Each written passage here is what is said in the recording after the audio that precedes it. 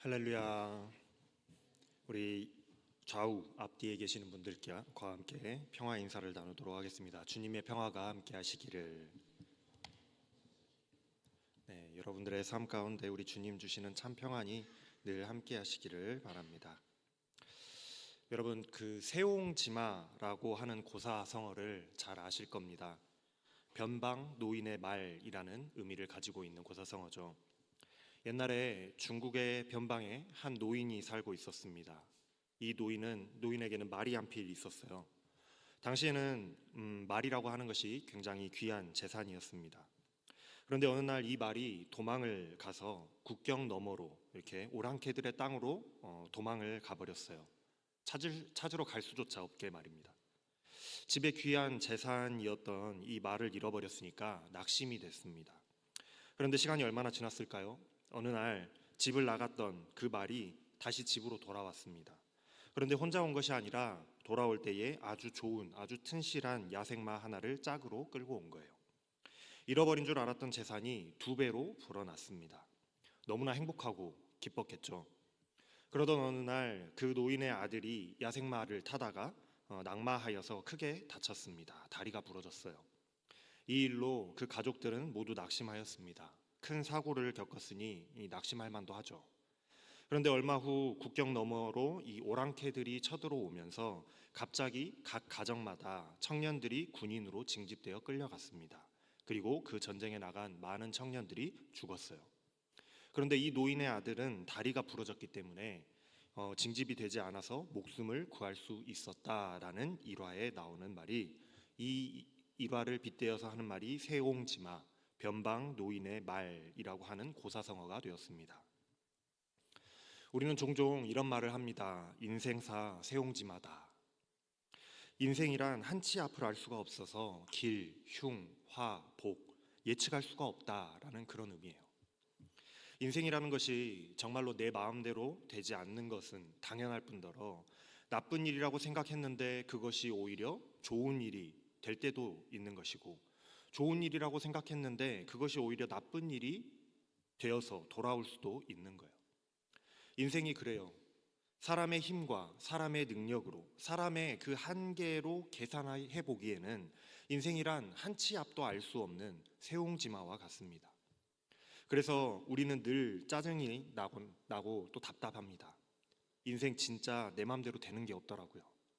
내가 계획했고 예상했던 것과 내가 계산해서 잘 맞춰 놓았던 것과는 항상 벗어납니다. 내가 이 일을 위해서 얼마나 노력했는데 매번 생각하는 대로 된 적이 단 한 번도 없는 것 같아요. 그러니 짜증이 나고 답답할 노릇이죠. 그런데 여러분, 이건 어디까지나 인간의 눈으로 바라본 인생이 세옹지마인 것입니다. 지난주 말씀 여러분들 기억하시죠? 하나님의 계획은, 하나님의 일하심은 한치의 오차도 없습니다. 그리고 우리가 측량할 수 없을 만큼 거대한 스케일이 하나님의 일하심에 깔려 있는 거예요. 제국을 바꿔서라도 일하시는 것이 하나님의 일하심이거든요. 사람들은 자신이 이해할 수 없는 것을 설명할 수가 없습니다. 내가 이해가 안 되는 것을 설명할 수가 없죠. 그래서 우리가 그런 것들을 가장 간편하게 이렇게 설명합니다. 우연이라고요. 우연이라고 설명하면 모든 게 그냥 설명이 돼요. 그러나 우리의 눈에 보기에는 모든 것들이 그냥 우연히 맞아떨어져 되는 것 같아 보이는 그러한 역사들도 사실은 하나님의 차질 없는 그 일하심으로 되어지는 것이라는 사실을 여러분들 믿음으로 신뢰하실 수 있기를 바라요.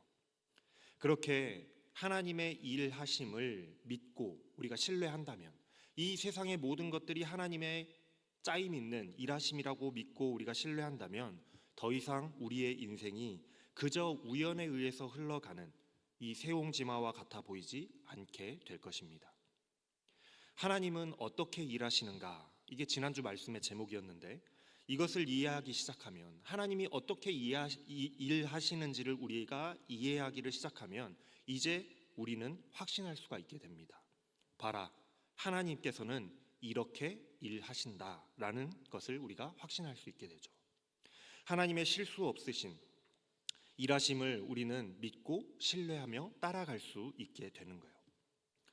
오늘은 말씀을 통해서 하나님께서 이렇게 일하신다라는 사실에 대해서 살짝 우리가 맛보기로 엿볼 수 있으면 좋겠습니다. 지난주에 이어서 이제 말씀에 이어서 이제 역사를 조금 설명을 드리려고 해요. 어느 날 이 고레스라고 하는 걸출한 인물이 나타나서 무너지지 않을 것 같았던 대제국 바벨론을 멸망시키고 이 페르시아라고 하는 새로운 제국을 건설했습니다. 그런데 특이하게도 이 정복자는 정복민들에 대해서, 자기가 정복한 땅에 대해서 이 관용 정책을 사용하였고, 각자의 고향으로 돌아가게 하고, 각자 자치하면서 각자의 신을 섬기면서 살아갈 수 있는 자유를 보장해주게 됐어요.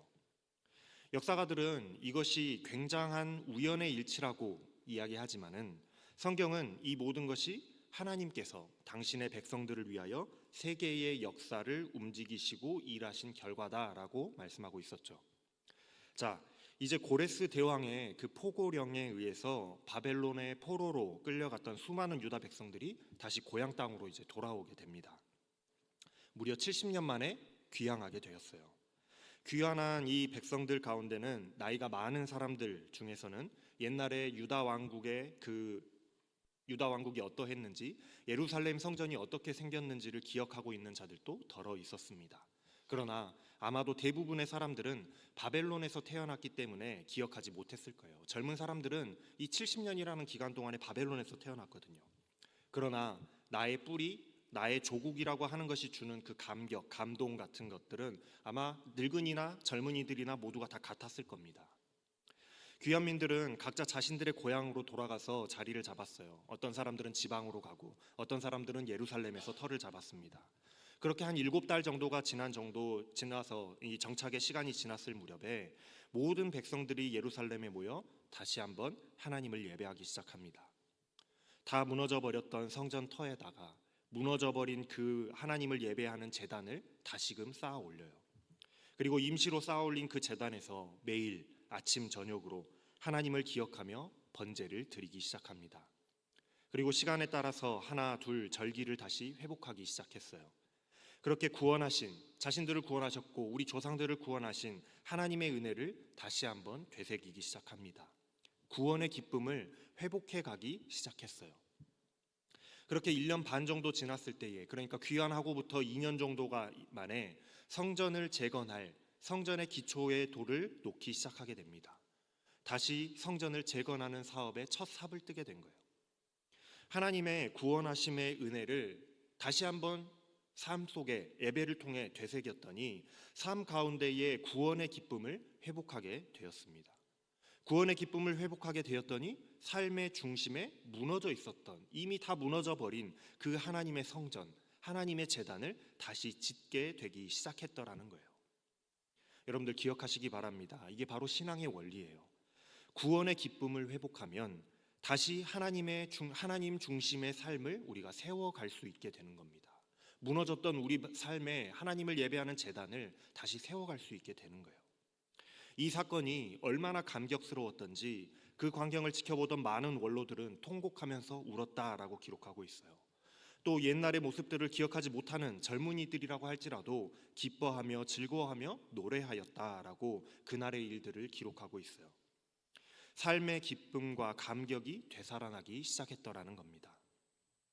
돌아온 귀향민들은 이렇게 생각했습니다. 이제 고통의 날들은 다 지나갔고 끝이 났고 이제 우리가 회복할 날들, 우리가 다시 한번 부흥할 날들, 기쁨의 날들만 이어질 것이라고 생각했어요.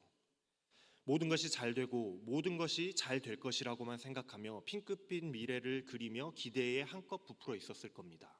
이제 포로에서 돌아왔거든요. 그런데 그렇게 공사가 시작되자마자 큰 난관에 부딪히게 됩니다. 우리가 신앙을 다시 회복하고 다시 한번 시작하려고 하면 항상 큰 방해에 부딪히게 되거든요. 이스라엘 백성들도 그랬던 거예요. 아수르 제국이나 바벨론 제국이나 그 정복민들의 민족성을 말살하기 위해서 사용했던 정책이 이주시키는 정책을 사용했습니다. 민족들을 혼합시키는 정책을 사용했어요. 그래서 제국의 서쪽에 살던 사람들은 동쪽으로 이주를 시켰고 동쪽에 살던 사람들은 서쪽으로 이주를 시켜서 정착시켜서 거기서 살게 했어요. 지식인, 지도자, 장인 또는 젊은이, 뛰어난 자들, 그런 사람들은 모두 다 그렇게 다른 지역으로 이주를 시켰습니다. 남겨진 자들은, 그 땅에 그대로 남겨진 자들은 노예나 소장농이나 하층민들 뿐이었어요. 어찌 보면은 이 식민 통치를 하기 위해서 거기에 위협이 되지 않는 쭉정이들만 그 땅에 남겨놓고 위협이 될 만한 사람들은 다 이주를 시켰던 거예요. 그렇다면 지금 유다 땅에 살고 있는 사람들은 누가 남아 있었겠습니까? 그 쭉정이로 남겨져 있던 사람들과 동쪽에서부터 이주해서 온 다른 민족들이 뒤섞여서 지금 유다 땅에 살아가고 있었다라는 거예요. 이미 70년 동안 그들이 그 땅에서 살았으니 그 땅의 주인들, 터줏대감, 그 땅에 살아가던 원주민이 그 사람들이 이제 되었겠잖아요. 그들이 그 땅의 주인이라고 할 수 있었던 거예요. 다시 유다 땅으로 돌아온 유다 백성들은 어찌 보면은 이제는 외지인이요 굴로 들어온 돌인 거예요. 이게 참 미묘합니다. 이전의 지배층이요, 이전에 그 땅의 주인이었던 자들이 땅과 재산을 놓고 모두 다 떠나갔어요. 포로로 끌려간 것이죠. 그렇게 70년이라는 긴 시간이 흘러버렸습니다. 그 과정에서 이전에 지배를 받았던 하층민들이 그 빈자리를 차지하고 그 빈 땅의 주인이 되어서 살아가고 있었어요. 70년이나요. 그럼 이제 그 땅 주인 누구 겁니까? 애매하죠. 그런데 어느 날 갑자기 다시 그 땅의 주인이었던 자들이 그 땅으로 다시 돌아왔다? 이런 상황에서 기존에 그 땅을 차지하면서 살아가고 있는 그 사람들이 어떠한 생각, 어떠한 마음이 들겠습니까? 자신들의 터전을 다시 빼앗길지도 모른다. 우리들의 기득권을 다시 빼앗길지도 모른다라는 그런 불안감에 시달리지 않았겠어요? 자기들도 알기는 알아요. 이 땅이, 이 재산이 원래의 주인들의 것이라는 사실을 자기들도 알기는 압니다. 그런데 이미 자기들이 그 땅에 살면서 실질적으로 그 땅을 지배한 지가 벌써 70년이라는 시간이 지났잖아요. 그러니 상황이 미묘한 거예요. 그래서 4장의 말씀을 보면 유다와 베냐민의 적들이라고 말씀하고 있어요. 그 땅에 살던 사람들을요. 유다와 베냐민은 돌아온 귀향민들을 의미하겠죠. 그런데 그 땅에 살던 사람들은 이미 귀향하는 그 유다 사람들, 그 땅에 원래 살던 사람들, 그 사람들을 같은 동족으로 인식하고 있지 않다라는 것을 의미합니다. 이미 그들은 이방인들과 다 뒤섞여서 살면서 이미 유다 사람들과는 남남이 되어버렸어요. 이스라엘 땅에 살던 사람이었지만요. 그러니 돌아온 귀향민들은 우리의 기득권을 빼앗길까 유다 사람들을 적으로 인식하게 되었던 거예요.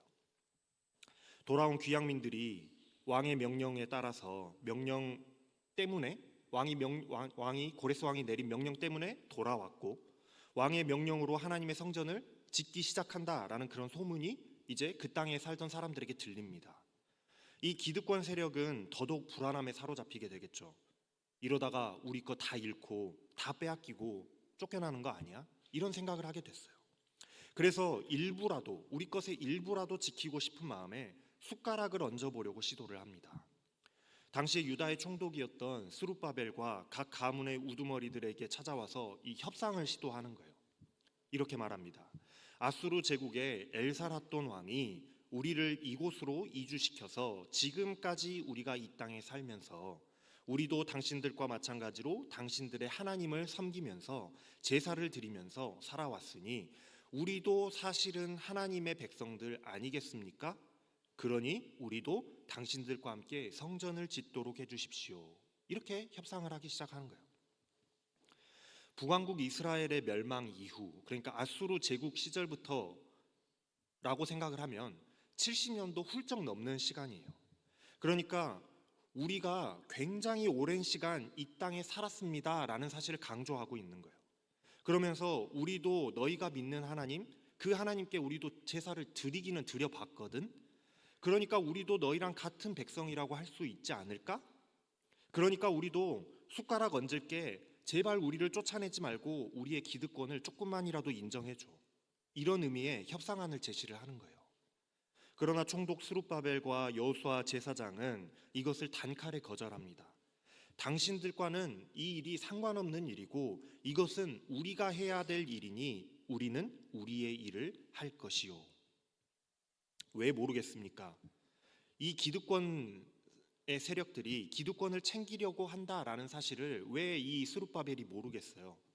그리고 자신들이 해야 될 일, 이방인과 더 이상 섞이지 않아야 하고 오직 순수함으로 하나님만을 섬겨야 한다라는 것을 지금까지 바벨론 포로 기간을 거치면서 뼈저리게 뼈에다가 새기고 돌아왔는데 이방인들이 들어올 틈을 줄 수 있겠습니까? 절대 그럴 수 없죠. 단칼에 거절하는 거예요. 여러분, 이걸 잘 보셔야 해요. 우리가 신앙의 길을 걸어가면서 우리가 하나님만을 예배하려고 할 때에, 하나님만을 섬기려고 할 때에, 다시 우리 가운데에 무너진 하나님의 성전을 우리가 쌓아 올리려고 할 때에 신앙의 순수성을 지켜가려고 하려면 할수록 넌지시 우리 가운데 타협하며 들어오려고 하는 세상적인 것들이 반드시 있습니다. 자, 봐라. 나도 따지고 보면 하나님을 섬기는 것과 마찬가지야. 나도 하나님을 예배해 본 적이 있어. 그러니 나도 너와 함께 할 수 있지 않을까? 이렇게 넌지시 이야기하며 들어온다는 거예요. 이럴 때 우리는 정신을 차리고 단호하게 끊어내고 방어할 수 있어야겠죠. 그 잡스러운 것들을 다 걷어내고 오직 순수하게 하나님만을 사랑할 수 있어야 되는 겁니다. 그렇게 단호하게 세상의 것들, 세상의 유입을 막아내면, 끊어내면 어떻게 될까요? 잘 될까요? 우리가 기대하는 것처럼 막 잘 될까요? 아니요. 여러분, 힘들어질 겁니다. 고달파질 거예요. 세상으로부터 미움을 받게 될 겁니다. 이것이 발단이 되는 거예요. 방해하는 자들이 협상을 시도했다가 협상이 안 되니까 협상이 결렬되었으니 필사적으로 성전 건축을 방해하기 시작하는 거예요. 그래야 자신들의 밥그릇을 지킬 수 있거든요. 갖은 방법을 사용합니다. 왕에게 상소를 올리고 관리들을 매수하고 무력으로 방해하고 행패를 부리고, 귀향만 하면, 다시 돌아오기만 하면 모든 것이 다 잘 될 것이라고 생각했는데, 성전만 다시 짓기 시작하면 모든 것이 다 잘 될 것이라고 생각했는데 성전을 짓는 첫 삽을 뜨자마자 아무것도 할 수 없는 지경에 이르렀어요. 세상은요, 사탄은요, 우리가 순수하고 정결하게 하나님만을 섬길 수 없도록 집요하게 방해하고 공격합니다. 단순히 한 번 거절하는 것에서 끝나는 것이 아니라 함께하기를 거절하면 수없이 많은 공격과 괴롭힘이 계속해서 쏟아져 들어와요. 그래서 우리가 하나님께 나아가려 하면 나아가려 할수록, 하나님만을 우리가 섬기면 섬기려고 할수록 우리의 삶은 더욱 고달파지고 더욱 힘들어지는 겁니다. 그럼 어떻게 될까요? 더욱 힘들어지고 고달파지면 어떻게 될까요? 타협하고 싶어지겠죠. 포기하고 싶어지겠죠. 점점 그들의 요구를 들어주게 되고 점점 그들의 눈치를 살피게 되지 않겠습니까? 그래서 그들이 하지 말라고 하는 것, 싫다라고 하는 것, 그들이 짜증내는 것, 그런 것들은 되도록이면 안 하게 되는 거예요. 그들의 신경을 긁으면 내가 피곤해지니까 되도록이면 그런 것들을 안 하려고 하는 겁니다. 인간적인 방법이고 인간적인 생각으로 일하려고 하니까 그렇게 되는 거예요. 유다 귀향민들이 그랬어요. 토착민들의 그 방해와 공격이 거세지니까 그들의 눈치를 보기 시작합니다. 단호하게 성전 건축을 밀어붙여야 하는데 그러지를 못했어요. 그렇게 성전 건축을 지지부진하게 끌기 시작하다가 결국에는 손을 놓아버리고 공사를 포기하게 되어버렸습니다. 4장 24절 말씀에 뭐라고 기록하고 있는지를 한번 볼까요? 이에 예루살렘에서 하나님의 성전 공사가 바사왕 다리오 제2년까지 중단되니라, 이렇게 기록하고 있어요. 시작을 했는데 중단이 되어버렸습니다. 토착민들의 방해가 얼마나 집요했던지 그 방해에 하나님의 성전을 짓는, 다시의 그 믿음의 신앙을 재건해가는 그 공사가 페르시아 왕 다리오 2년까지 중단되었다라는 거예요. 그 기간이 무려 16년 동안 중단이 됩니다. 성전을 건축하도록 하나님께서 다 길을 열어놓으셨는데, 고레스 왕을 통해서 다 준비하셔서 이제 짓기만 하면 되는데, 대적들의 방해와 공격에 이리저리 그 사이에서 눈치만 보다가 손을 놓고 공사가 중단된 것이 16년이라는 그 긴 시간이 흘러버려요. 이 16년이라는 기간은 유다 백성들이 영적으로 주저앉아버린 시기를 말할 수 있겠죠. 주저앉아버린 겁니다. 영적으로. 고향으로 귀향하면 무너진 다신 제단을 쌓고, 귀향하여서 무너진 제단을 다시 쌓았고 무너진 성전을 다시 짓기 위하여서 기초를 놓고 공사를 시작했는데 신앙의 기초를 다시 세워가기 위해서, 나의 무너졌던 신앙을 다시 세워가기 위해서 그렇게 다시 하나님을 섬기고자 마음을 다잡았는데, 영적으로 도약을 다시 시작하려고 하는데 방해와 공격을 당하자, 그런 공격들이 들어오자 두려워하여서 눈치를 보며 강하게 마음 먹지 못하고 밀어붙이지 못했더니 도약하지 못하고 그대로 주저앉아 버리게 되더라는 거예요. 주저앉은 이스라엘 백성들이 다시 정신을 차리고 성전 공사에 착수하게 된 것이 16년이 지난 후에 나타난 이 학개라고 하는 선지자와 스가랴라는 선지자를 통해서 하나님께서 이스라엘 백성들에게 책망하시니까 그때서야 정신 차리고 공사를 다시 시작하게 됩니다. 학개 1장 2절 말씀에 보면은 하나님께서 이렇게 책망하세요. 이 백성이 말하기를 때가 되지 않았다, 주의 성전을 지을 때가 되지 않았다라고 한다. 그래서 성전을 안 짓고 있다라고 책망하시는 겁니다.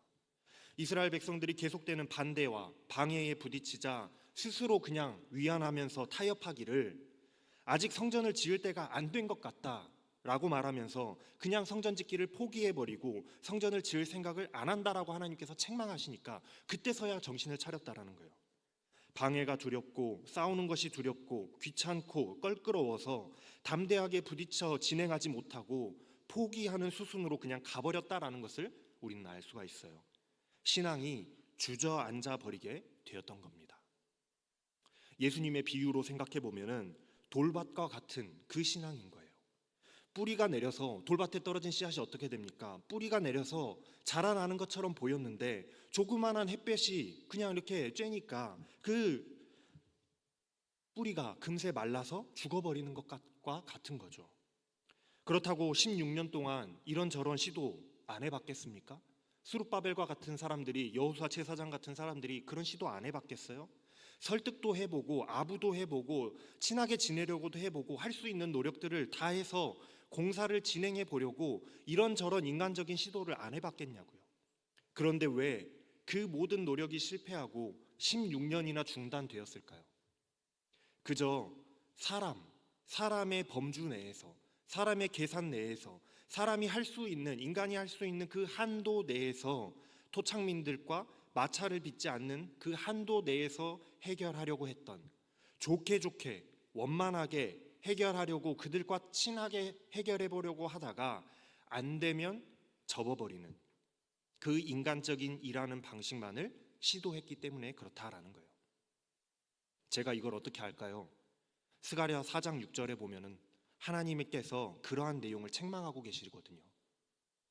하나님께서 이렇게 말씀하십니다. 이것은 주께서 스룹바벨을 두고 하신 말씀이다. 힘으로도 되지 않고 권력으로도 되지 않으며 오직 나의 영으로만 될 것이다. 만군의 주께서 말씀하신다. 당시의 지도자였던 스룹바벨과 여호수아 또 유다 백성들이 아마도 인간적인 그 힘으로 해결해 보려고 그 일들을 진행시키고 노력해 봤던 것 같아요. 권력으로도 해결해 보려고 노력했던 것 같습니다. 그러나 정작 일하시는 하나님을 신뢰하고 의지하지는 못했던 것과 같은 그런 일들을 했더라는 거예요. 그것이 패착이었다라고 하나님께서는 스가랴서에서 책망하고 계세요. 여러분, 지난주 말씀에서 누누이 말씀드렸지 않습니까? 하나님께서 일하시는 방식을 우리의 작은 시야로 제한하지 말라고요. 하나님께서 일하실 때에는 당신의 백성들을 위해서 하나님께서 일하실 때에는 심지어 그것이 이방인이요, 불신자요, 황제요, 제국이라고 할지라도 새로 바꾸고 나라를 다시 세워서라도 일하시는 것이 하나님의 일하시는 어마어마한 스케일이라고요. 그런데 하나님께서 어떻게 일하시는지를 우리가 안다라고 한다면 그런 하나님을 믿고 신뢰하게 될 수밖에 없을 거라고 말씀드렸잖아요.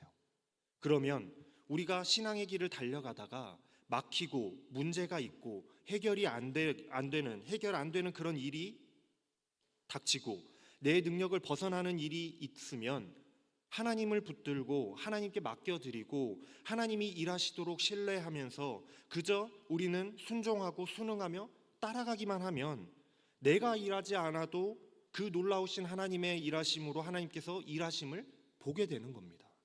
그런데 이스라엘은 하나님께서 역사하심으로 바벨론으로부터 노임을 받았고 고향 땅으로 돌아왔음에도 불구하고 여전히 하나님의 일하심을 신뢰하지 못했던 거예요. 자기의 힘으로 하려고 했던 거죠. 우리도 매번 같은 실수를 반복하지 않습니까? 믿어야 한다는 것을 알면서도, 맡겨드려야 한다는 것을 우리가 들어서 알고는 있으면서도 이상하게 내가 해결하려고 하고 붙들고 씨름하고 있어요. 내가 일하려고 열심을 내고 있더라는 겁니다. 부단히 내가 하려고 노력을 해요. 어떻게든 내가 세상과 잘 지내보려고, 세상과 타협하려고, 그래서 함께 가보려고, 그러다가 보니 단호하게 끊어내지를 못하고 내 안에 하나님의 성전을 지어가다가 짓지 못하고 순수한 신앙을 쌓아가지 못하고 늘 이렇게 무너져버리게, 주저앉아버리게 되고 늘 되뇌이게 되는 거예요. 아직은 때가 아닌 것 같다. 아직은 내가 내 신앙을 쌓아올 때가 아닌가 보다. 포기하게 되는 겁니다. 생각해보면 우리의 믿음 없음은 쉬운 길을 놔두고 미련한 짓을 하고 있는 것과도 같을지 몰라요. 옆에 하나님의 그 자동화 기기가 돌아가고 있는데 옆에서 나는 그 자동화 기기를 사용을 하지 않고 수작업으로 낑낑거리면서 일하고 있는 것이나 마찬가지입니다. 미련한 짓이죠. 그러니 여러분, 이제부터 보십시오. 하나님께서 이렇게 일하십니다. 학개 선지자와 스가랴 선지자가 일어나서 하나님의 그 책망의 말씀들을 전하면서 다시 한번 이스라엘 백성들로 일어나서 하나님의 성전을 짓도록 독려합니다. 다시 하나님 중심의 신앙을 회복하라는 거예요. 이때가 바로 다리오 왕 2년에 있었던 일이에요. 이스라엘이 정신을 차리고 다시 하나님의 성전을 건축하는 일을 시작하려고 하자 여지없이 방해꾼이 등장합니다. 믿음을 우리가 다시 세워가려고 하면 여지없이 방해꾼이 등장하는 거예요. 이번에는 제국의 서쪽을 다스리는 총독 다뜨네라는 총독이 등장합니다. 유다라는 지방을 다스리는 것은 같은 유다 사람이었던 왕족이었던 스룹바벨 총독이 다스렸지만은 이 다뜨네는 페르시아인으로서 굉장히 고위직에 있는 총독이었습니다. 둘 다 같은 총독이 아니에요. 비유를 하자면 스룹바벨은 군을 다스리는 군수 같은 것이었고 다뜨네는 돌을 다스리는 도지사쯤 된다라고 생각하시면 되겠습니다. 그럼 다리오 왕은 대통령쯤 되겠죠.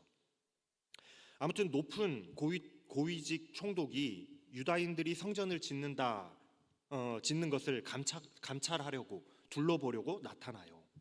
아마도 이것 또한 이 다뜨네라는 총독이 유다 땅을 감찰하려고 온 것 또한 방해하는 사람들이 고발하거나 뇌물을 줬기 때문에 유다까지 찾아온 것이 아닐까 싶습니다. 아무튼 공사 현장을 찾아와서는 누가 성전을 지으라고 허락했는지, 누가 공사 자재를 준비하도록 허락해줬고 그 허락을 받았는지를 묻기 시작하는 거예요. 아빠가 하는 거죠, 공사를 못하게. 그뿐만이 아니라 누가 그 성전의 재건을 돕고 있는지, 누가 그 일들을 감독하고 있는지, 누가 책임자인지를 말하라고 요구하는 거예요. 굉장히 압박의 수위가 높습니다. 아마도 이전과 같았더라면 이런 고위 관료의 행차에 또는 압박에 눈치를 보고 두려워하여서 성전을 짓는 것을 포기하였을지도 모르겠어요. 잘 좀 봐달라고 설설 기거나 타협하려고 했을지도 모릅니다. 그러나 5절 말씀에서 이렇게 말씀하고 있어요. 하나님이 유다 장로들을 돌보셨다. 하나님이 유다 장로들을 돌보셨다. 여기서 돌보셨다라는 말씀은 하나님께서 유다 장로들 위에 계셨다라는 말씀이에요. 비유하자면 이렇게 비유할 수 있겠습니다.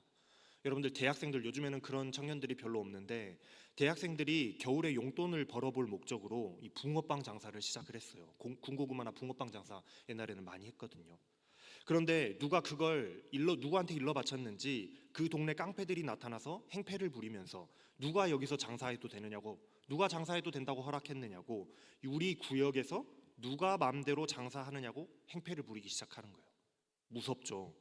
주눅들죠. 포기하고 싶고 도망가고 싶어집니다. 그런데 그때의 학생들 뒤로 우리 형이 딱 뒤에서 나타나는 거예요. 그 형이 근데 마동석이야. 이렇게 나타나는 거죠. 그럼 어때요? 깡패들이 다 쫄아서 공손해지잖아요. 그런 겁니다. 아마 유다 장로들, 지도자들이 자기 스스로 뭔가를 해보려고 했으면 그 동네 일진 다뜨네 총독이 나타났을 때에 두려워서 장사를 접어야 했을 거예요. 그런데 그들 위에 유다 장로들 위에 누가 있었다? 하나님이 떡하고 뒤에 버티고 계시니 방해하러 왔던 닷든 애가 꼼짝도 못하더라. 공사를 방해하지 못하더라는 거예요. 아무도 그 일을 막을 수 없었다라는 겁니다. 하나님이 역사의 주인이신데 제국도 갈아치우시고 황제도 갈아치우시는 분이신데 누가 감히 하나님의 일을 막을 수 있겠습니까? 하나님이 뒤에서 지켜주시고 또 지켜주시지 않고가 이렇게 큰 차이가 나는데, 내가 하나님을 의지하면, 하나님의 일하심에 순종하면, 믿으면 하나님이 뒤에서 버텨주시기 때문에 아무도 막을 수 없는 것이죠. 그런데 우리는 어떻게 하느냐? 하나님은 일단 배제해 두고 내가 해보려고, 내 힘으로, 내 권력으로 해보려고 했었다 보니 안 되는 거예요. 포기하고 낙심하게 되는 겁니다. 자, 그럼 하나님께서 어떻게 뒤에서 버텨주셨는지를 좀 자세히 보면은, 닷든 애가 방해하려고 왔는데 이상하게 자기 마음대로 되지 않는 겁니다. 얘네들이, 유다 애들이 쫄지를 않는 거예요. 그럼 이제 어떻게 해야 될까요? 보통 이럴 때는 큰형님을 부르러 가잖아요. 자기들 선에서 안 되면 큰형님을 부르러 갑니다. 자기들보다 더 센 두목, 센 형을 부르러 갑니다. 페르시아 관리들이 이 일을 다리오 왕에게 알리기로, 보고하기로 해요. 편지로 상황을 알리고 왕의 답신을 받아 기다려보기로 해요. 왜냐하면 자기들의 힘과 논리로는 지금 이스라엘의 논리를 이길 수가 없었기 때문에 그래요. 왜냐? 이스라엘은 페르시아 건국왕 고레스의 칙령을 무기로 들고 나왔기 때문이었습니다. 그러니 다리오 왕에게 확인 요청을 할 수밖에 없게 되는 상황이 된 거예요. 편지의 내용이 대략 이렇습니다. 저희가 유다 지역에 갔더니 그곳의 모든 백성들이 그들의 하나님을 모시는 성전을 짓고 있었습니다. 그들의 성전 건축이 빈틈없이 잘 진행되고 있었습니다. 그래서 우리는 원로들에게 누가 그 성전을 지으라고 허락했는지, 누가 공사 재료를 준비를 허락했는지를 물었습니다. 뿐만 아니라 공사 책임자들 명단까지도 물어봤습니다. 그런데 그들이 우리에게 대답하기를, 우리는 하늘과 땅의 주인이신 하나님을 섬기는 사람들입니다. 우리는 지금 허물어진 성전을 다시 짓고 있습니다. 이 성전은 이스라엘의 큰 왕이 지었던 것입니다.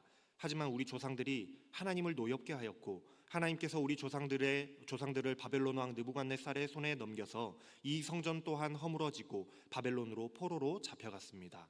그러나 고레스가 왕이 된 첫 해에 하나님의 성전을 지으라고 칙령을 내렸습니다. 그뿐만 아니라 느부갓네살이 탈취한 성전의 모든 물건들을 돌려주었습니다. 그때 고레스 왕께서 세스바살을 총독으로 임명하시면서 그릇들을 돌려주고 가지고 예루살렘으로 돌아가서 하나님의 성전을 세우라고 하셨습니다. 고레스 왕의 명령을 따라서 예루살렘으로 돌아와서 하나님의 성전의 기초를 놓았습니다. 그때부터 우리는 이 일을 하였으나 아직 마치지 못하였을 뿐입니다. 이렇게 말했다라는 거예요. 그러니 이 닷든 애가 더 이상 할 말이 없었던 겁니다. 더 이상 방해를 할 수가 없었던 거예요. 왜냐하면 건국왕이었던 고레스 대왕의 칙령으로 시작된 일이라고 하니까 할 말이 없는 것이죠. 그래서 닷든 애는 다리오 왕에게 어쩔 수 없이 편지를 보낼 수밖에 없었던 거예요. 편지를 이렇게 보냅니다. 아레옵기 황송하오나, 왕께서 바벨론 왕실의 문서 창고를 한번 살펴보시고 정말로 고레스 왕께서 예루살렘에다가 하나님의 성전을 지으라고 칙령을 내리신 일이 있었는지를 한번 확인해 보시는 것이 좋겠습니다. 그런 후에 유다 백성들의 그 성전 건축에 대해서 어떻게 처분할지를 알려주십시오. 이렇게 편지를 보낼 수밖에 없었던 것이죠. 자, 이제 여기서부터 반전이 일어납니다. 이 상소문을 받은 다리오 왕은 옛날 귀중 문서들이 담겨있는 서고를 조사하라고 명령을 내려요. 그리고 정말로 두루마리 하나를 발견하게 되는데 거기에 이렇게 적혀 있었어요. 고레스 왕 1년에 왕께서 예루살렘에 있는 성전에 관한 칙령을 내리시다. 희생 제사를 드리던 바로 그곳에 성전을 다시 세워라. 기초를 튼튼히 다지고 성전의 높이와 넓이는 60자가 되게 하라. 벽은 돌 3겹에 나무 1겹씩 쌓아라. 모든 비용은 국고에서 대주어라. 느부갓네살이 예루살렘 성전에서 약탈하여 바벨론으로 가져온 성전의 금그릇, 은그릇은 돌려보내어 예루살렘 성전에 본래 있던 자리에 두도록 하여라. 이것이 발견된 문서의 내용입니다. 이 칙령 문서를 발견하게 된 거예요. 시간이 고작 약 20년 정도가 흘렀을 뿐인데도 이미 이런 초대 왕의 칙령을 잊혀진 지가 오래였습니다. 그도 그럴 것이 페르시아 제국이 워낙 거대하고 많은 민족들이 있어서 이런 변방의 작은 민족, 유다 민족, 그 신전을 짓는 것에 대한 기억이 그렇게 길지 못했던 거예요. 문서가 없었다면 아무도 기억하지 못했겠죠. 그러나 다뜨네의 그 유다를 방문하고 그 성전 공사를 방해하려고 했던 그 사건을 계기로 건국 왕의 칙령 문서를 다시 조사해서 찾아보고 확인하게 되는 그 다리오 왕의 명령이 내리게 되는 거예요. 다리오 왕이 그 칙령 문서를 발견했고 읽어봤으니까 이제 답을 줘야 될 거 아니에요? 그래서 명령을 내리기 시작합니다. 이렇게 명령을 내려요. 서쪽 지방 총독 다뜨네와 관리들은 유다 성전 건축 공사에 접근하지 말라. 유다 성전 건축 공사에 접근하지 말라라는 이 말은 그 공사 방해하지 말아라, 황명이다라는 의미가 되는 겁니다. 성전 짓는 일을 막지 말고 유다 총독과 원로들이 자기들의 성전을 짓도록 그대로 두어라. 이제 내가 지시한다. 오히려 너희는 성전을 짓는 유다 원로들을 도와주어라. 성전 공사 비용은 국고에서 될 테이니 서쪽 지방에서 거둔 세금으로 그 비용을 주어서 일이 중단되지 않도록 지원하라. 예루살렘 제사장들이 하나님께 번제를 드리는 데 필요하다고 한다면 무엇이든지 내어주어라. 수송아지, 순양, 어린 양, 밀, 금, 포도주, 기름이나 원하는 건 뭐든지 날마다 주어라. 그래서 그들이 제사를 드려서 하나님을 기쁘시게 하고 나와 왕자들이 잘 살 수 있도록 기도하게 하여라. 또한 나의 이 칙령을 고치는 자는 그의 집에 기둥을 뽑아다가 거리에 세우고 거기에 매달아 죽이겠다. 어떤 왕이나 어떤 민족이나 나의 칙령을 거역하고 이것을 고치거나 예루살렘 성전을 파괴하면 그 성전의 하나님이 그들을 없애버리실 것이다. 이것이 나 다리우스의 명령이니 신속히 행할지어다. 이게 다리오 왕의 칙령이었습니다. 여러분 놀랍지 않습니까? 하나님은 이렇게 일하십니다. 하나님의 일을 방해하러 왔던 자들이 방해하기 위하여서 상소를 작성하여 올렸으나 오히려 그 일이 계기가 되어서 고레스 대왕의 칙령 문서를 확인하게 되게끔 하시는 거예요. 문서로 확약된 허락을 확인하게 되는 겁니다. 그리고 오히려 현 황제인 다리오가 건국왕의 유지를 따라서 다시 한번 아무도 방해하지 못하도록 재확약하게 만드는 이런 놀라운 방식으로 하나님께서는 일하십니다. 에스더와 하만의 일화에서도 그렇죠. 하나님의 백성들이 그 대적자들로 인하여서 위기에 빠져서 죽을 위기에 빠지지만 하나님은 그들의 아픔과 슬픔을 역전시키셔서 오히려 다시는 그 누구도 당신의 백성들을 건드릴 수 없도록 역전시키시는 그런 하나님이십니다. 하나님은 이렇게 일하십니다. 사랑하는 여러분, 하나님의 나라를 세워가고 우리의 신앙을 세워가는 것은 우리의 힘과 우리의 노력과 우리의 권력으로 되지 않습니다. 그 일은 오직 하나님께서 하시는 거예요. 우리는 한치의 실수도 없으신 하나님을 믿고 신뢰함으로 우리의 앞을 가로막는 그 대적들, 세상의 것들, 사단의 세력들을 단호하게 끊어내고 어떠한 방해와 또 공격 속에서도 하나님의 일하심을 신뢰하며 믿음으로 나아가야 합니다. 우리가 해야 될 것은 그것을 어떻게든 해결해 보려고 노력하는 것이 아니라 우리가 할 것은 하나님에 대한 무한한 신뢰, 그리고 하나님의 일하심에 순응하고 순종하여서 내어드림이 우리에게 필요한 거예요. 우리가 그렇게 하나님의 일하심에 동참하면 하나님께서 우리 위에 계셔서 우리를 지켜주시고 우리가 상상하지 못했던 방법을 통해서 오히려 상황을 역전시키심을 통해 일하심을 경험하게 될 것입니다. 그러니 좀 더 믿음의 확신을 가지시고 하나님의 일하심을 기대하며 하나님의 일하심에 순종하며 따라가실 수 있는 자들이 되실 수 있기를 주님의 이름으로 축원합니다. 기도하겠습니다.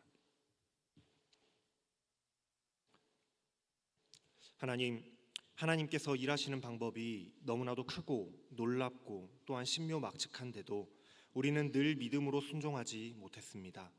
세상과 타협하기 바빴고 세상의 눈치를 보기 바빠서 믿음을 세워가는 일에 아직은 때가 아니라며 손을 놓았던 때가, 주저앉았던 때가 너무나도 많았습니다.